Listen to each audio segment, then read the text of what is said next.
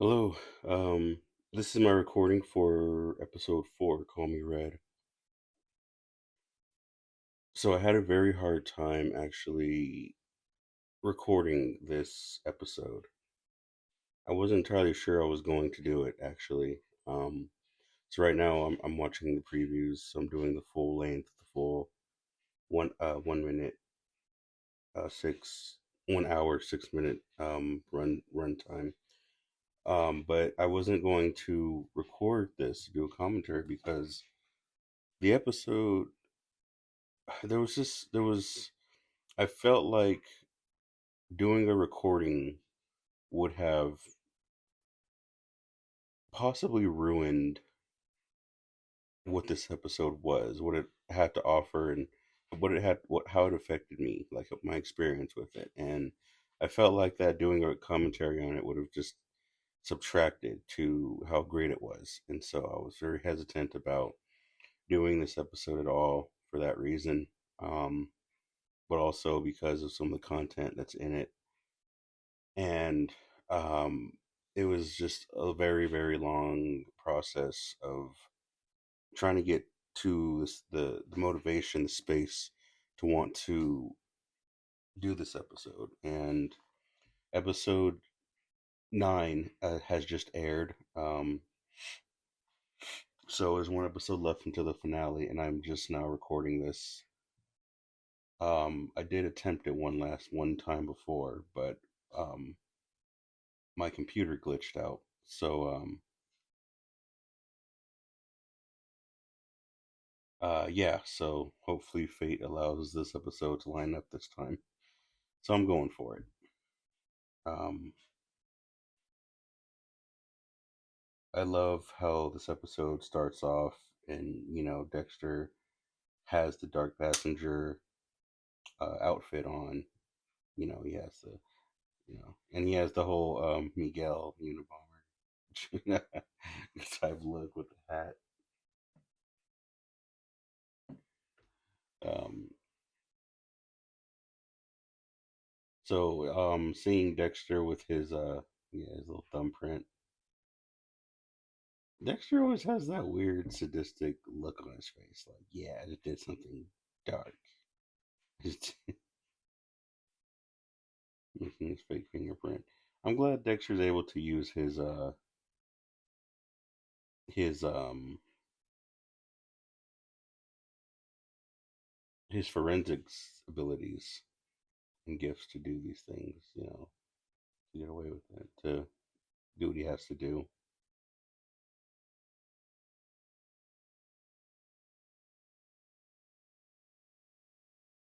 The pig farmer was that was a real thing. That was a real yeah, person would invite a bunch of serial killers out to a farm, and they would all do these things together, and yeah, and I believe they would actually kill the sex workers together, from what I understand. So yeah, that pig farmer was actually a real thing, and from what I do understand, some of the producers read about that story, and the story that they got from that was like the seeds, in a sense, the motivation for creating this story, evolving this story of the season the way that it came out was from that idea, from what I understand. I believe Clive Phillips was talking about it briefly for a bit, but yeah, I'm glad it's nice to reference the genesis of an idea into the idea. A good story, way off topic, but a good story of that is Resident Evil. If you looked at the beta of the original Resident Evil designs and how they actually spanned out from like 8 different games, including like Devil May Cry and Evil Within. And it's like you see the seeds of where we started, and like decades later, you see them being referenced or implemented. And I love that when it comes to like stories, things like that. Right here, Harrison, that jewelry store. I could not find that jewelry store. I actually don't know if it's real. Quentin Jewelry.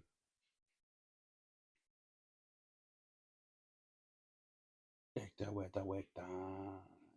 Call me wet. I don't. Oh, that is beautiful. I wish I knew the name of this celloist, but she had her cameo. And for this is another reason why I didn't do this episode was because I was trying to find her. I, but from what she may be. Well, no, no, no, no. Let me not put that out there. I don't know if she has like maybe deaf or may have hearing problems or something.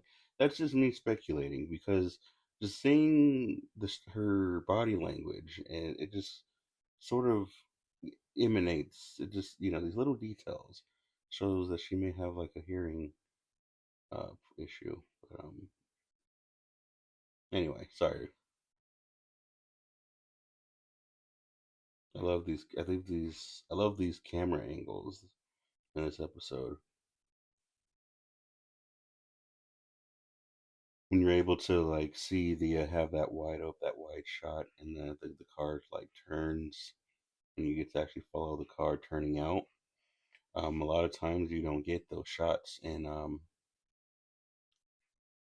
production in TV produced shows. Not from that angle. It costs a lot of money to do that. So glad they weren't stingy with the budget. I think this was one of the most highest budgeted episodes, in my opinion. I think I would assume because of the quality of the cameras and the lenses and even the mics, the sound quality is even different. This episode was shot like if it were a movie, the Dexter movie.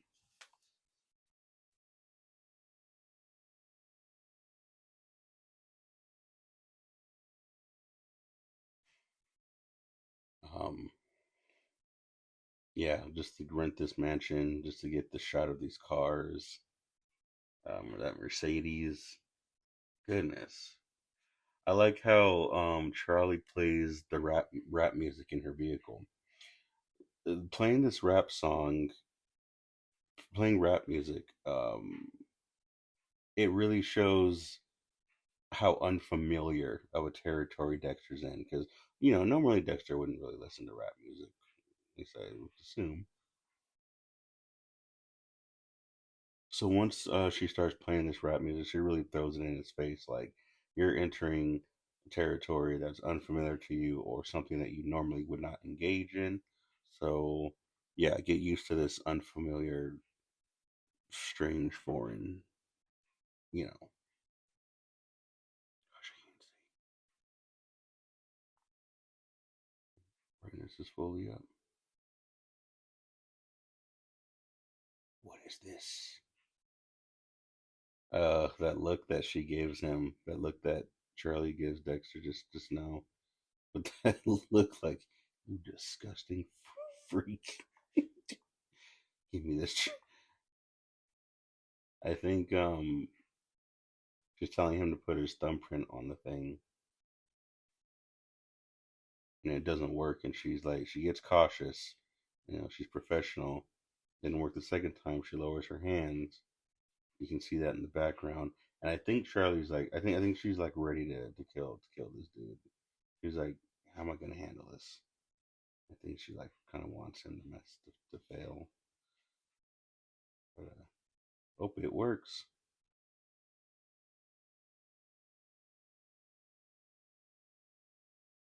What have I gotten myself into?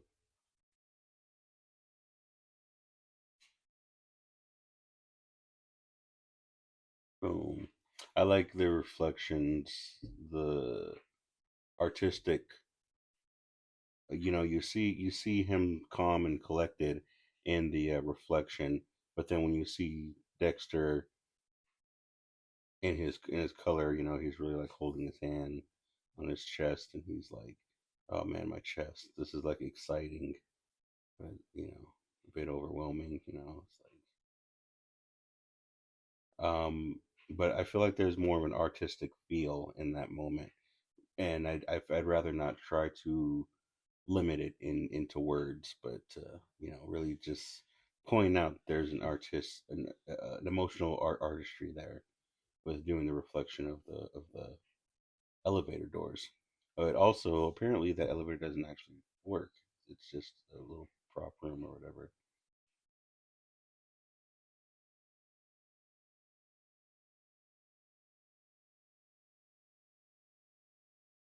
Um, it also it does give a huge symbolism of what Charlie means to Dexter as a character. Psychologically, what does she mean to him in existing in like this transparent space of this dark passenger's realm, but also the realm of just being a being a person in regular life, who's not about this sick and twisted life, but it's just a part of it, And so, also having Charlie there with him in that transitioning elevator has some symbolism there. The Statue of Liberty. Something interesting. I heard that the Statue of Liberty actually was a different color when it was imported here, and just over time it changed in color. But and here's Leon Prater. So I do have to I have to calm myself down. I have to calm down, and I'm sorry because I've seen episode 9 first, and I'm like ahead, and I do apologize if people are watching this in order. So I'm going to um try to keep the spoilers down because I'm already saying characters' names and oh, this character symbolize that, and it's like let me calm myself down. It's just like I don't know. Sometimes when you do these commentaries, I've done so many of them, and it feels nice to say that, like, but I've done so many of them, and sometimes you don't entirely know what to say in the moment, but you know that there's a lot to say in the previous or after the moment, and then there's a lot of pauses and things like that. But you know, and then that's when she says, "I'll take my leave now, gentlemen," and that shows another part of her character, which is she doesn't like that kind of stuff, which he just said just now. And you see Leon Prater, he really does symbolize, in a sense, you could say, elusiveness and just secrecy and surprises. You know,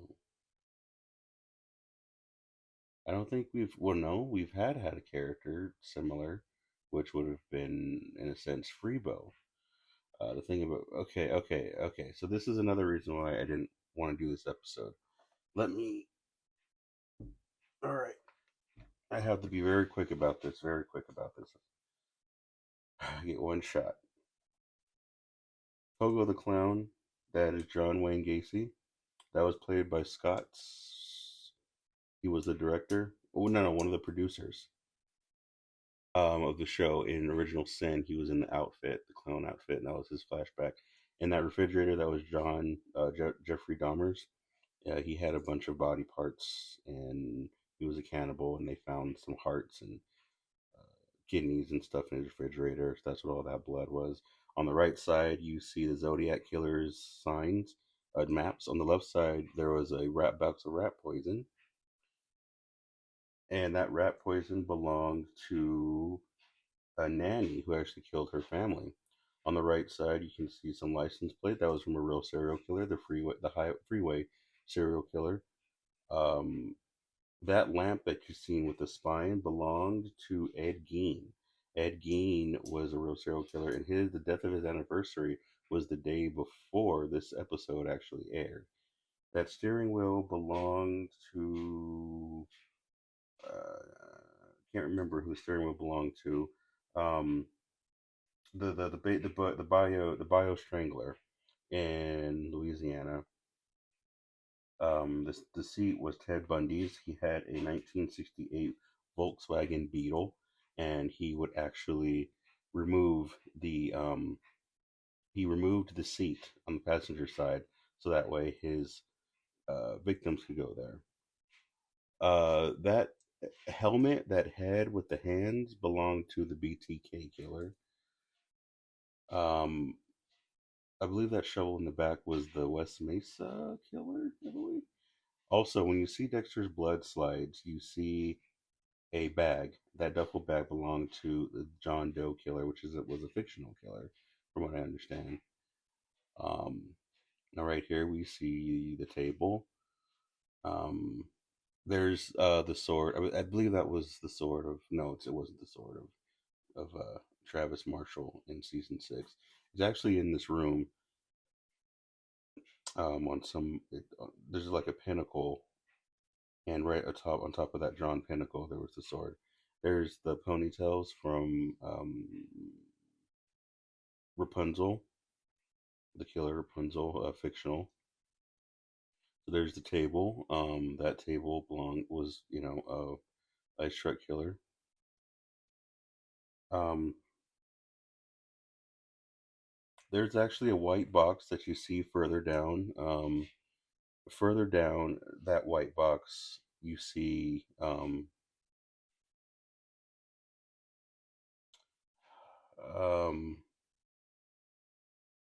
that belonged to Albert Fish. He did everything. He did everything in the book, from cannibal to sexual to killing to molestation. He did it all. Robert Fish. Those pictures belong to the Gemini Killer in this show. Right below that, at the very bottom, is Lady Vengeance, and she's in this show. I was saying earlier, there was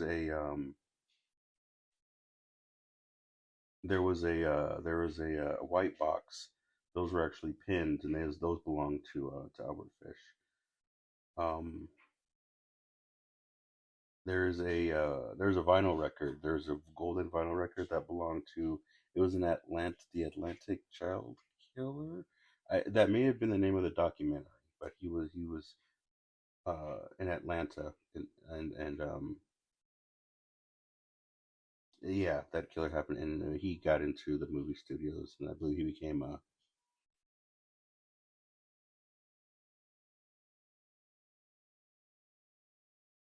Sorry about that. I believe he became a movie producer or manager at some point, but yeah, those were that golden vinyl was his, and the glasses underneath were his, and he was a real killer. And there was one more. Oh, those license plates that you see at the very beginning belonged to. Oh yeah, they're for the Freeway Killer. Yeah, he will. Those license plates that you see, the two at the beginning, belonged to the Freeway Killer. And in 1996, I believe he was the first. I believe he was the first serial killer to actually be killed with lethal injection. So that's some interesting history there. I was talking about the rat net, the rat poison or whatever.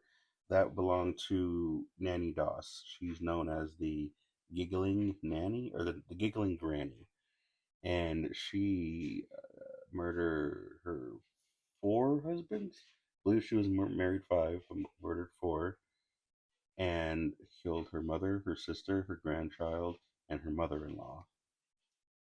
Yeah, she was pretty rough. And Charles Manson's guitar.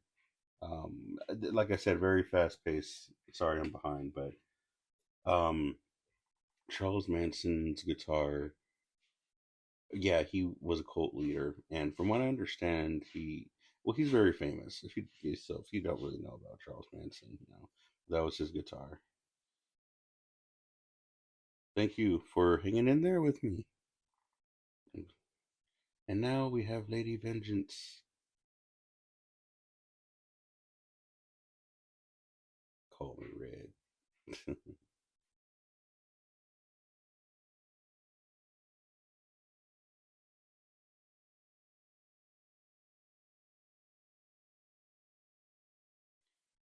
I really hope I can get through this episode actually because I forgot my laptop was actually low on memory.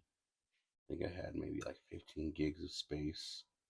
So I hope that I can do a full recording. I don't know if I've done a recording for an hour, so I don't know how many gigs that'll be. So I hope that I can get through this. Oh yeah, there it is. Okay, so it's bronze. It's about this the original color,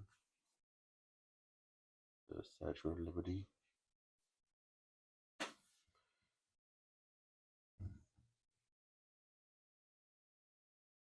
And now we're walking through the halls.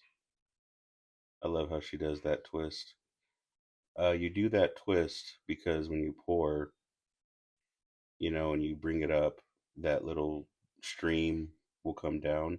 So when you don't, you don't waste a drop. So you do that twist so that that stream can actually spread out throughout the mouthpiece of the bottle. And then when you lift it and you bring it back up, it drips back inside the bottle instead of being wasted and falling outside. And, someone has to clean it up or you have to move your finger, which is very unpolite, or, so at least in some cultures, that's why. I don't know. When you get into arguments with so many people who know so many different facts, you don't know what to believe after a while, and then it's like you start to doubt yourself, and it's like, ugh. But when you're someone in my field of trying to learn and trying to teach and trying to keep people educated from a perspective of something, that is a given trial obstacle that you will have to learn how to overcome, which is you're going to have people constantly trying to alter your way of reality and alter your way of how you think and how you feel and what you know and your truth. You're going to have constantly have people challenging that, and sometimes that challenge can, just be very careful about about that. Just stay true to who you are, and yeah. Um, I love Lady Vengeance and her attention to detail of, you know, there's Bonnie, uh, Bonnie Joy. No, Bonnie Jolly, I think. I believe Al's last name is Jolly or something like that, and I just thought that was funny.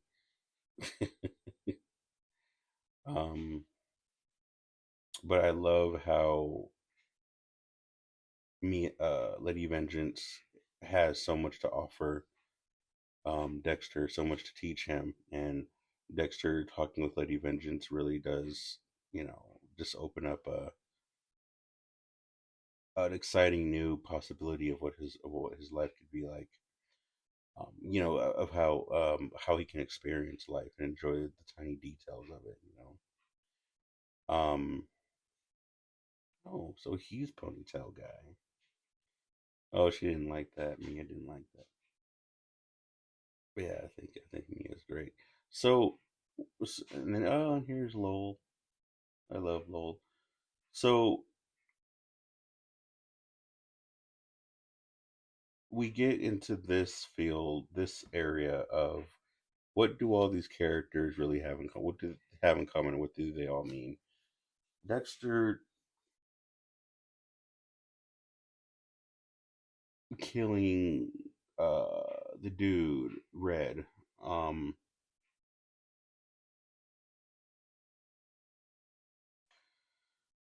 this character right here represents dark temptation of light. So this character right here, the black dude, he represents dark temptation of light, and Batista is more on the side of justice and righteousness. This conversation between Batista and this man, can't remember his name, is very significant because in Dexter's mind, Dexter's sense of righteousness, of I'm sorry, not righteousness, of justice, is being blurred, is being his sense of right of justice is being questioned or is being interacted with by the concept of being tempted into engaging into this dark world. Now, these two sides of Dexter are just having a conversation. So once you understand what each character of the show represents in Dexter's mind, then you understand where Dexter's head is at right now. So that scene randomly being thrown in there is Dexter's his sense his sense of justice and his temptation of his light being tempted are in conversation. That's what that scene actually represented. Well, it was thrown in there. Um, I was gonna say, so being a part of this group, being a part of this group, this these characters are bits and pieces of Dexter's Dark Passenger. So when Dexter kills Red, boom, boop, and kills Red, he basically kills the persona, the fake persona of the Dark Passenger. Dexter basically killed that part of him that's stopping him from fully encountering or investing into what the Dark Passenger is, what the Dark Passenger means. Like basically fully embodying the path of the Dark Passenger instead of just being a puppet to him, knowing of him. This is the path of him or of it. So all of these characters are bits and pieces reflecting the fragmented pieces of what the Dark Passenger is to Dexter. And now Dexter is actually facing the Dark Passenger. The very poetic thing about this is the villain of this show, of this season, is Dexter. The villain of this season isn't really the group. It's more of the dark past, like this invisible force, this invisible entity. So now that this invisible entity is the villain, main villain of the show, how exactly do you portray that?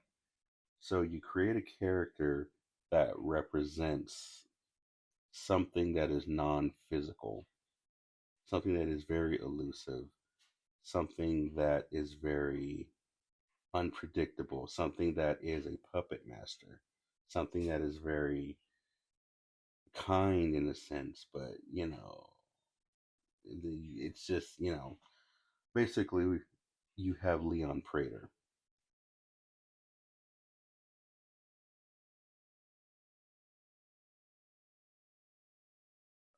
So you have Lowell here. Sorry, I'm a little distracted at the moment. So you have Lowell here. You can see Lowell is about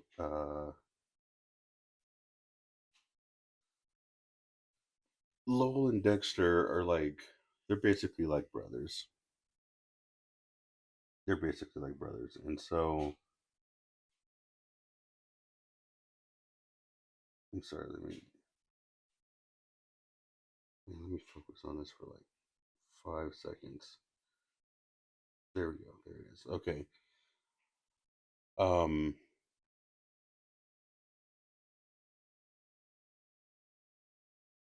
Dexter and Lowell are basically like brothers in a sense, which is funny. But Lowell is that part of Dexter that he would have become if he chose the path of Brian, of his brother. And Lowell is the embodiment of Dexter if Dexter went on that path, went on another path and was like, I was gonna kill and do whatever. And his killing would have probably been meaningless. It would have been meaningless. Like this dude is cutting tattoos out of people, and in Dexter's head, it's like, really, people are dying because of their tattoos, and that really is a symbol of like, yeah, if Dexter didn't choose Harry's code and he chose Brian's, then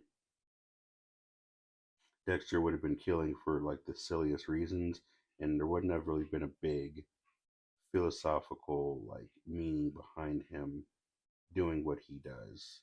Would have just been like silly. And so, that's what he does, represents. You have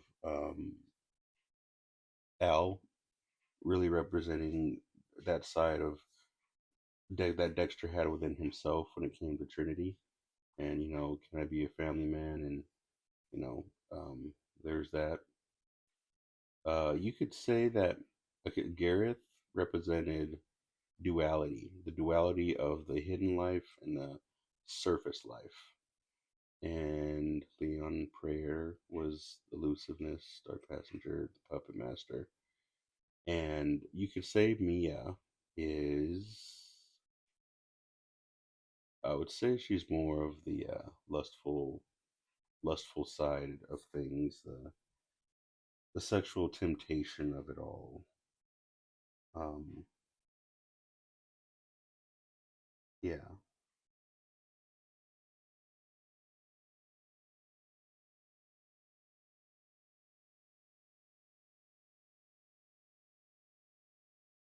there's the watch. There was another piece of something that I missed out on. Sorry, the reason. Well, I'll explain in a second why I'm so distracted right now. It was. Well, should probably look at the dates. But yeah, so now Dexter has went through what he went through with them, their conversation.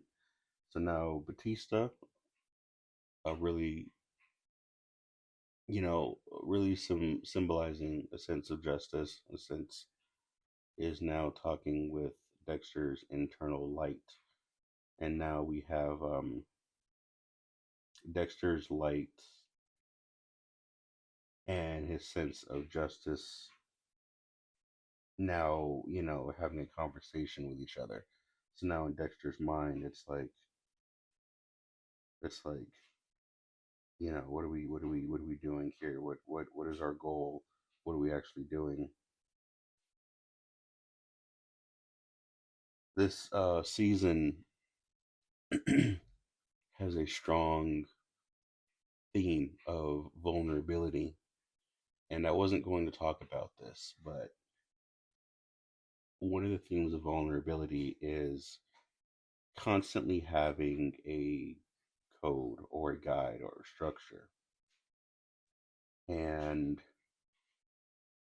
you constantly have these things or people telling you what to do and telling you why you need to do it. And you using the echoes of their voice to maintain these philosophies, maintain these things in life for yourself. So what would happen if you were in a situation where you couldn't where you had to choose, okay, our voice has been here, we've been here, but if you're completely vulnerable and you're in a space, what would be your reasoning? What would be your motivation for making a decision in this circumstance? Not using an excuse, maybe using a slight excuse, yeah, but what would you do? So you see, when Dexter's down here with all these people, he's like in this unfamiliar territory. And he's like, okay, is this what I want? And he allows himself to be vulnerable enough to ask that question, to ask himself that question. Is this a path that I want for myself? And a lot of times, people don't feel comfortable feeling vulnerable with themselves because the world tells them that you're wrong. You're wrong for thinking that. You're wrong for letting your mind go there. And sometimes we feel wrong. We feel like a monster. We feel like a monster because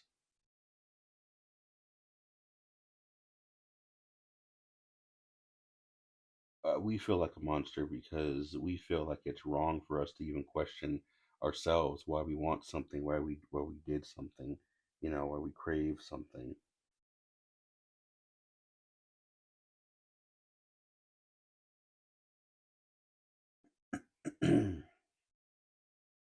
But yeah.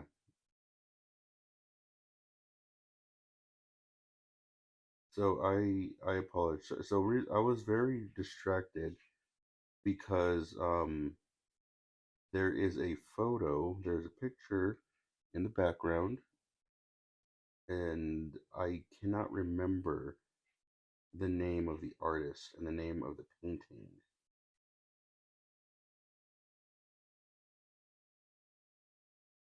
And I had it in my notes, and I'm trying to find it. But it's in Prater's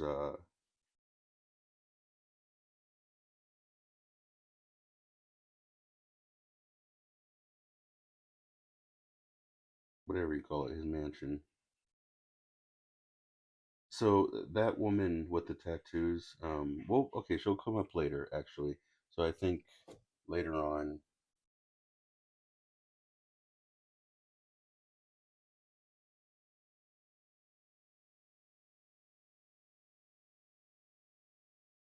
yes, I think later on I'll actually talk about her a little bit. But yeah, this was a pretty fun episode. I think the um right, the producers, everyone did a great job with this scene in particular, because they're all together. They're all, together, and getting to know each other and just hanging out. And yeah, it's just a great time. I really wish that we had, and I'm sorry, I guess this would be a minor spoiler, but I really wish that we had a, I really wish that we had a moment or a couple of scenes when all of them were like just together at like a museum or on a ship or something. Yeah, just all having a great time.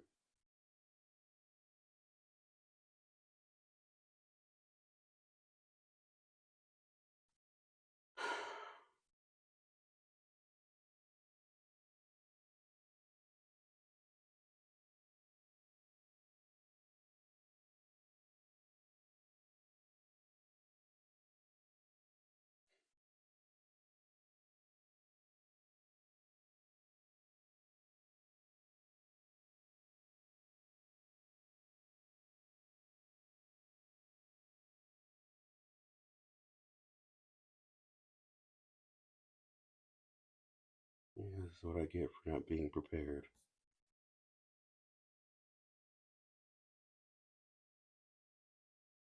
Dang it, and I missed it. Wow, that sucks.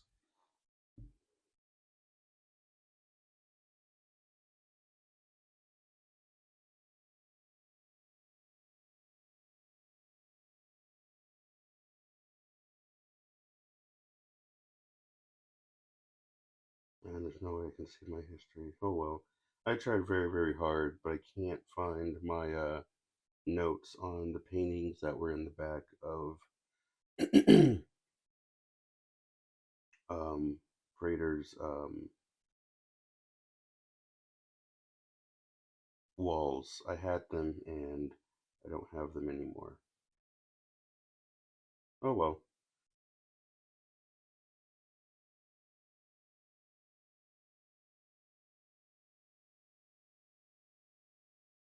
So what are you gonna do, Dexter? Yeah, after having that vegetarian food, he's like, "Give me that meat." He's like, "Give me your two corn dogs." T-Mobile.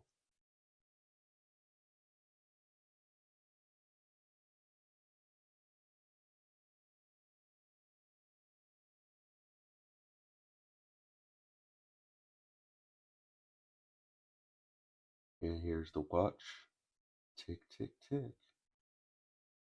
You do see the reflection of this watch kind of manifesting from the idea of Jordan Chase and the whole. And I like that how they have the red reflecting off Harrison's face.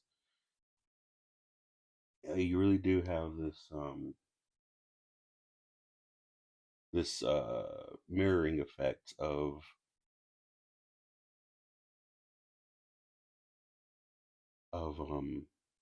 pursuing innocence or trying to destroy innocence, and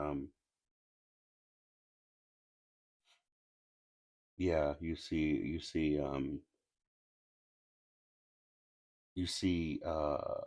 Harrison struggling to balance out his life, with this dark situation, and he is suffering from it just as Lumen did, and you see that in his character. Um, and as you see him going through that moral problem, you see Dexter here, and Dexter's like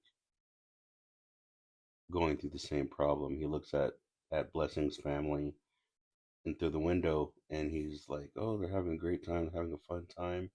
And he's like, "Yeah, they're family, but it's not my family." And he chooses the dark side. And you see the lights as white, and the darkness as like that green tint. When we go to this next scene, we see Harrison, and he's in the light right now. So you do see a duality with Dexter and Harrison, as well as in Dexter's really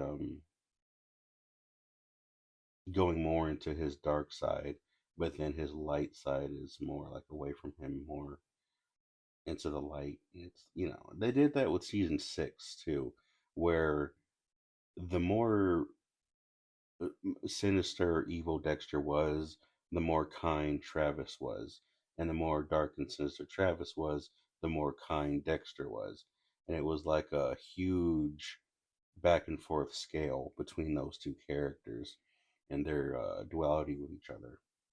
So you see that with being played out again with Dexter and Harrison.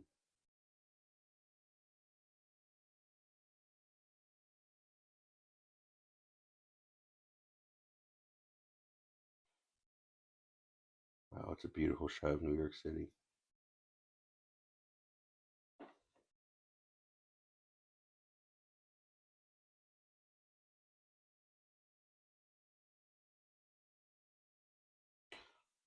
This shot right here, this camera angle, beautiful, right over the car, that is a movie shot. Like, you don't get shots and audio quality like that from TV shows. So, again, it's just one of those camera tricks that separates TV show from movie, which influences how people will take in a movie. And a lot of times, you got to be very careful about what camera angles you use and how you use them, because you don't want to over exhaust the mentality of your audience to the point where they will see other movies and not be affected by higher styles of directing. When you do these higher styles of directing, you're trying to get to a certain level or depth with your watchers, with your audience. And so you have to be careful not to do it all the time, because if you do it all the time, your actors may not know the difference between good and not, and they might just get a burnout, and it may affect how future directing styles have to be portrayed. Yeah, I just gotta be careful with that. You can't have a TV show that has like movie quality directing, movie quality acting and stuff, but have like poor writing to it. Like, nah.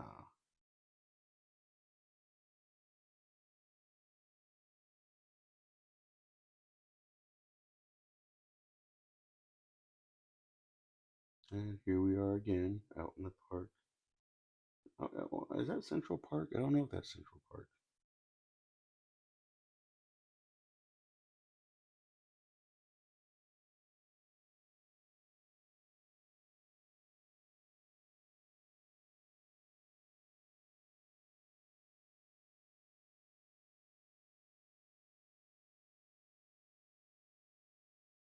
So, what I'm going to do is,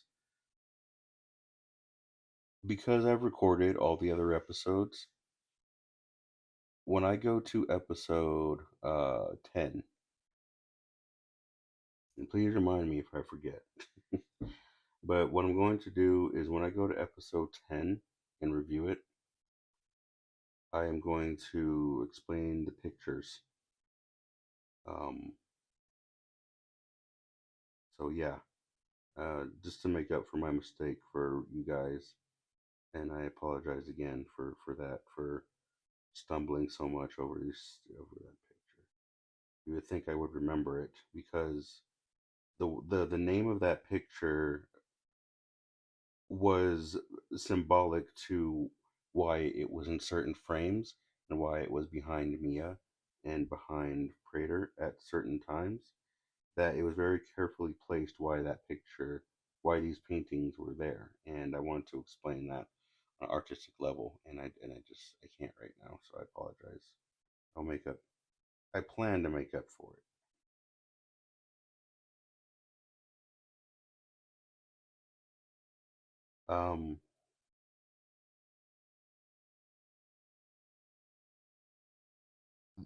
This conversation that Mia and Dexter are having, they're talking about their past. She's talking about her past. He's talking about it, and he's establishing connection.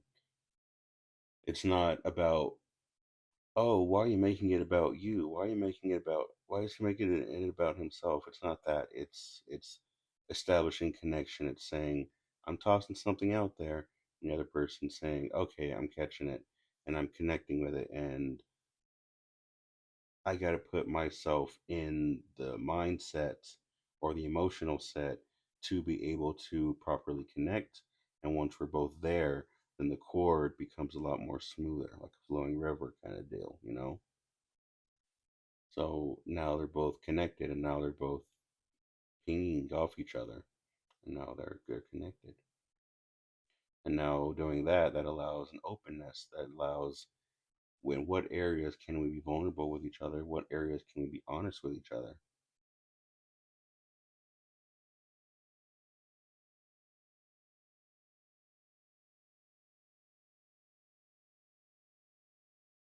I wonder what it was like filming out there in Central in that park.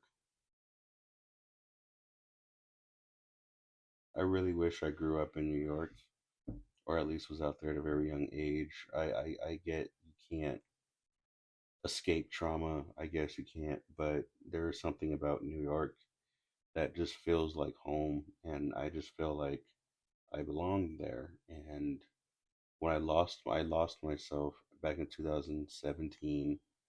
My entire life shifted into a different direction. My entire life changed, and it's when I lost my fiance. We separated. It's when bad things happened in my life. A lot of things happened. It's when my life trajectory changed, and I lost whatever home connection I had to New York City, and I lost it all these years. And watching this scene with Dexter and Mia in that park and just looking at the background, looking at these buildings, looking at these interiors, it makes me feel like home again. It makes me feel like that's where I belong. It makes me feel like that's where I need to grow up in to forget all of this pain that I've been carrying all these years throughout my life. I don't know how to get there. I don't know how to afford getting there. I don't know if I feel, I guess, too old. I don't know, but I don't know how to maintain that side of myself anymore or how to find it. But the first time I have found it was during this scene, the scene of the park, you know. So I appreciate the intimacy that they provided in that scene. Um,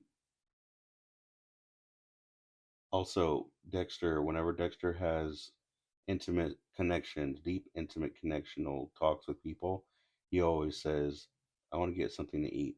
This is the first time someone told him, you want to get something to eat. And that was like beautiful.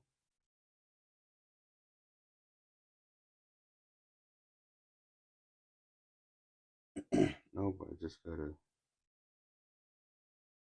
I love the way. Oh, guess I just got fired. Interesting. Anyway, talk. I'll worry about all that later.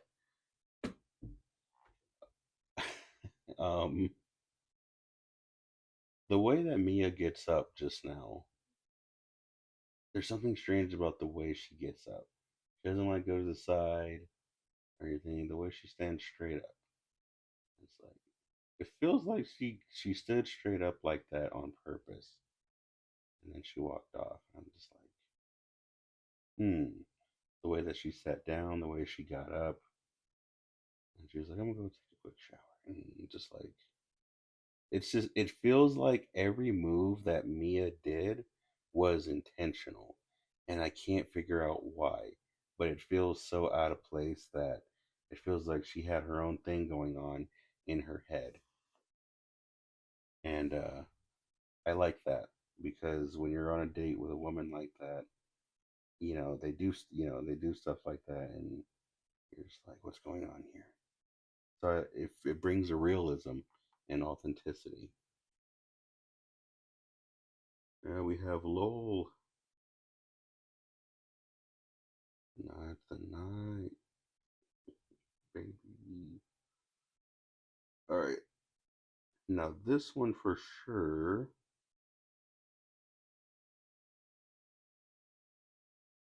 This one for sure. I believe this restaurant that they are in right now, the area that they're in right now, Dexter and Lowell, it is called Aurora. I believe it's called Aurora, and it's on the corner of Grand Street and Wright, I believe, in Kent. It's like in that little area. Um, and that tattoo parlor across the street is actually like a little ways down. But that tattoo parlor is I believe it is the Atelier. I believe it's the Atelier Eva tattoo parlor is the name of it. I could be wrong, but I believe it. I believe that that's what it was. So they were talking at the Aurora, and the tattoo parlor is called the Atelier. And sorry, the character Jules.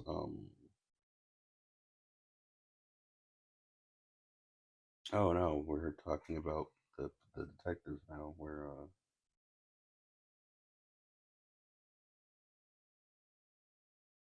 take a step back and recalibrate. I even noticed not just the mics are different, not just the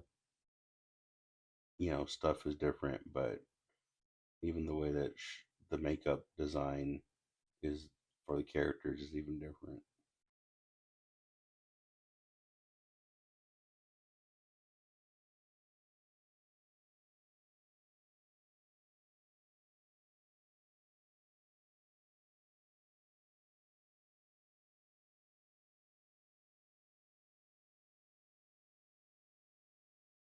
Andrew Batista, Miami Homicide.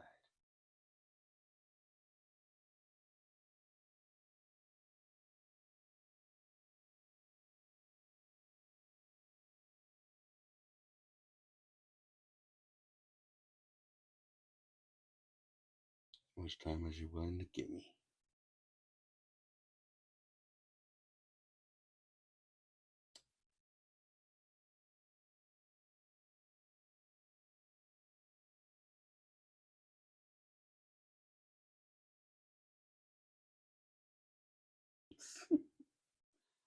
Gosh, this song, this woman right here.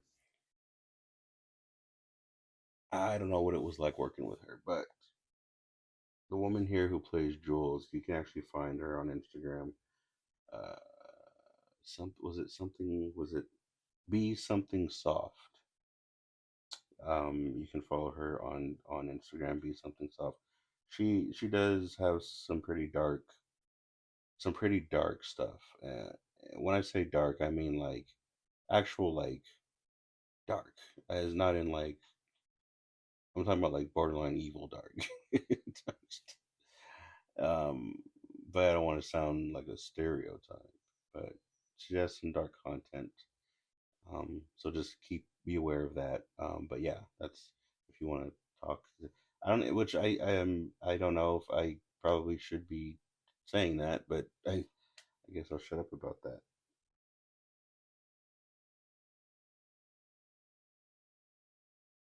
There you go, Dexter. Improvise.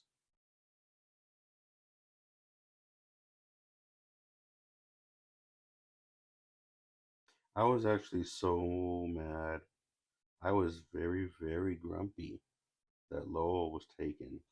Like, I was like, no, Dexter, bond with these people for like an episode or two. Make friends, make some homies. But now he's like, I think I'm just gonna kill one as soon as I meet him.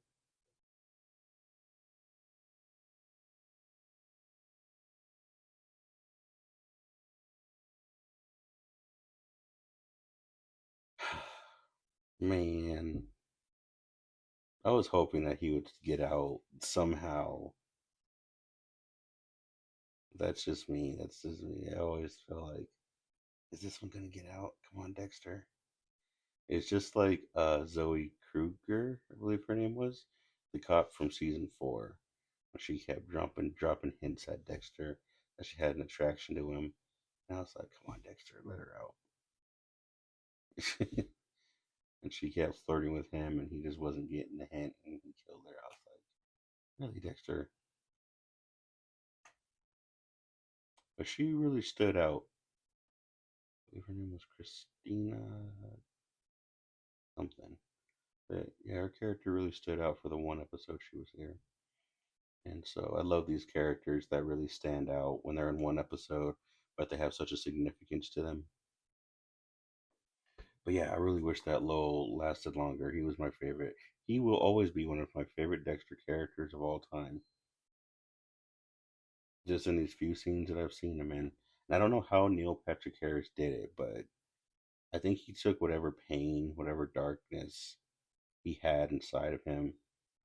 And I think he just let it out for a bit because um, that aura, that look in his eyes, that look in his face, he did a really good job at like authentically letting that come across.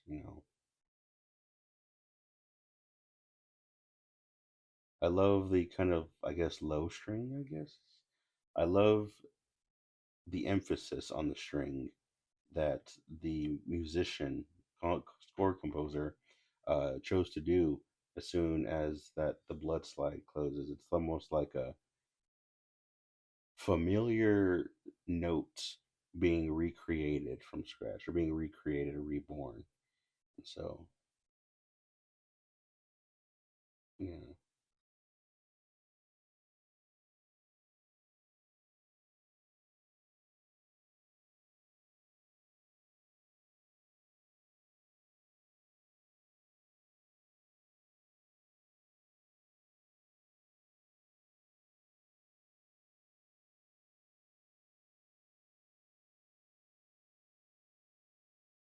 yeah, has that sadistic side to Dexter.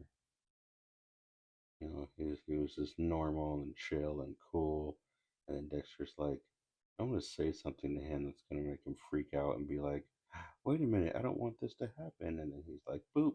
It's like, come on, Dexter, a little sick. And then we have our post nut clarity conversation with Pops, with Dad. And it's just like that. You can very easily connect this series, Dexter, with sexuality and the idea of I have this feeling of sexuality, and you deny it and what it does to you and how it makes you feel, and then you just need that release or that pressure, and it's just like, I've heard a lot of people talk about that, which is like once you have sex with somebody, then you have that constant need to keep doing it in such a way. Um, but there are still people who've never done it and still have curiosities. But that's one thing I like about Dexter is that the whole thing that Dexter has can be applied to many different habits or things that we have in our everyday life. And so, but yeah, just I just thought that was funny. That whole little post nut clarity moment is like usually how it happens. Yeah, Harry told Dexter to go kill him, and he did, and now he's like, he's gonna be suspicious. Dexter's like, you told me to kill him. Yeah, Harry is supposed to be, and you will find this in the OG Dexters too, where Harry will talk to Dexter about doing something, and Dexter will do it. And a few episodes later, Harry will tell him about, doing the opposite, and telling. But it's because Harry speaks to the opposite of where Dexter's mind is. So if Dexter is one way, then Harry's going to talk about the other way to really help Dexter have a balance between both sides.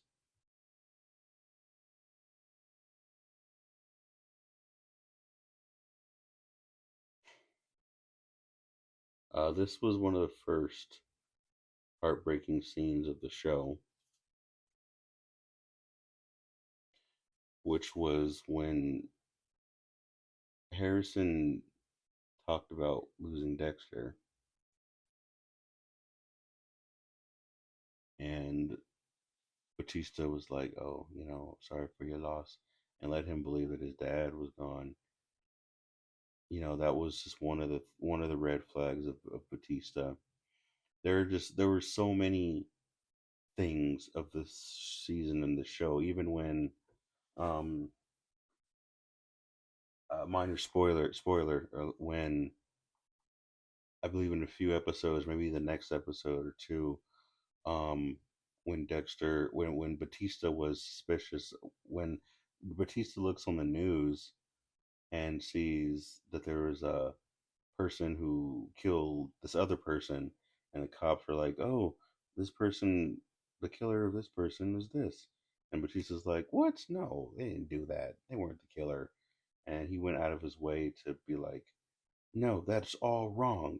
That's not right." It's like you get a hint of Batista seeing the potential good in Dexter's life, in Dexter's lifestyle, in Harrison's lifestyle, and Dexter's just trying to figure it all out.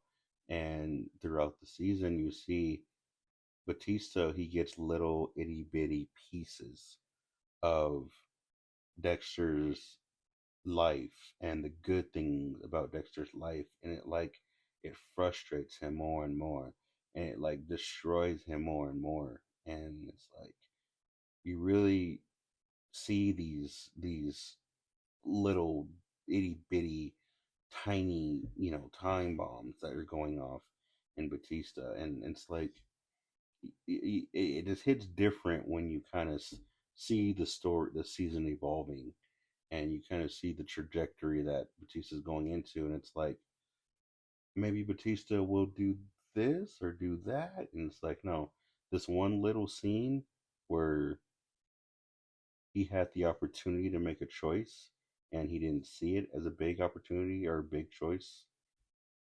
He chose vengeance. He chose the wrong side every time, and it slowly ate away. And that's something that we can take in life. That is something Harrison is going through right now. That is something we can all go through. Is when we are given choices in life, they may seem very small and insignificant, but we don't realize that we're making an investment for how our future is going to be played out, or the trajectory of how our future is being played out. And you start really seeing that. So in the scene when you know Batista and Harrison are talking, it's like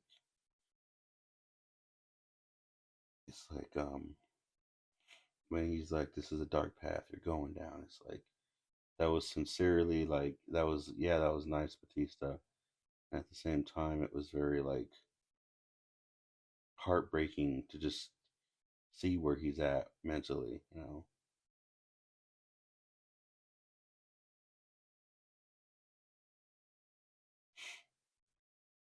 Harrison, the guilt finally got to him, and he's like, um, and Harrison's like, I'm gonna go turn myself in. And that moment when Harrison finally gets to that moment, this is a representation of when Dexter had those needles put in his meridians on the table, and that brings a sense of clarity of what to do. You're never going to be able to move on in life or move forward in life unless you've gone down the path that you need to.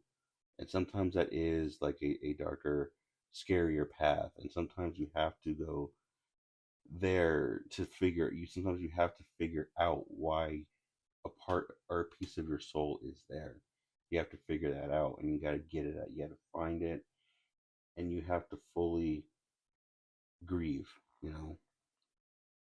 Anyway, thank you for listening to this and I can't wait for the next episode, but thank you for everything and I'm glad I did this episode. Um yeah.